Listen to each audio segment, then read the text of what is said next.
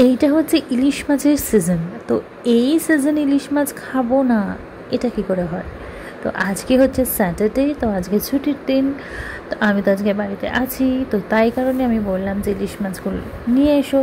এটা প্রায় 1.5 কেজির ওপর ইলিশ মাছ আছে। তো আমি বেশ সুন্দর করে ইলিশ মাছটা রান্না করে ফেললাম, কারণ ইলিশ মাছ খেতে কার না ভালো লাগে।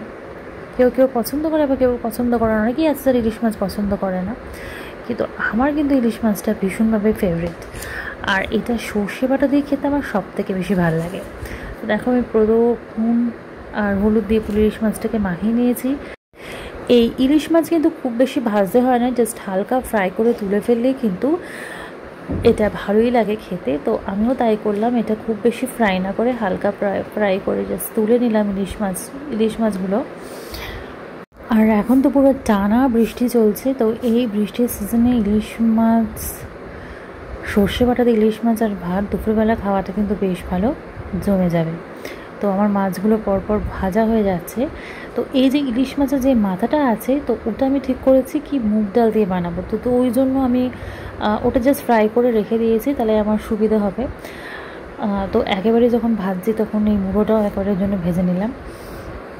তো জাস্ট বাইরেটা একবার দেখো, ঝমঝম করে বৃষ্টি হচ্ছে, ভীষণ জোরে বৃষ্টি হচ্ছে। এই বৃষ্টির সিজনে ইলিশ মাছ খুব ফাটাফাটি, জাস্ট ফাটাফাটি। আমি তো ভাবছি কখন রান্নাটা শেষ হবে আমি খাবো। তো দেখো, জাস্ট আমার ইলিশ মাছগুলো সমস্তগুলো ফ্রাই হয়ে গেছে খুব সুন্দর করে। তো এরপরে জাস্ট আমি সর্ষে বাটাটা বেটে নিয়েছি, মিক্সিতে পেস্ট করেছি, কিন্তু অল্প সর্ষে আর পোস্তও দিয়েছি, দিয়ে দিলাম অল্প করে সর্ষের তেল। আর এটা হচ্ছে একটু দই, নুন আর একটু অল্প চিনি দিয়ে এটাকে ফেটিয়ে রেখে দিয়েছি। এরপরে তেলের মধ্যে দেখো আমি কাঁচা লঙ্কা দিয়ে দিচ্ছি, কাঁচা লঙ্কা জাস্ট ফ্রাই করে তারপর আমি এখানে দিয়ে দিলাম সর্ষে বাটাটা।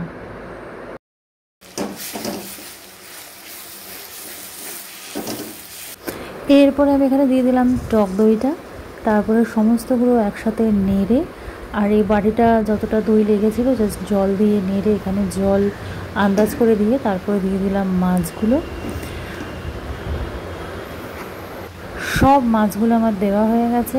এরপরে আমি কিন্তু এটাকে ঢেকে রেখে দেবো খানিকক্ষণ।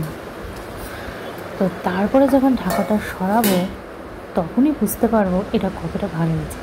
জাস্ট দেখো, আমি ঢাকা দিয়ে এটাকে রেখে দিয়েছিলাম খানিকক্ষণ, তারপরে জাস্ট রঙটা একবার এসছে দেখো।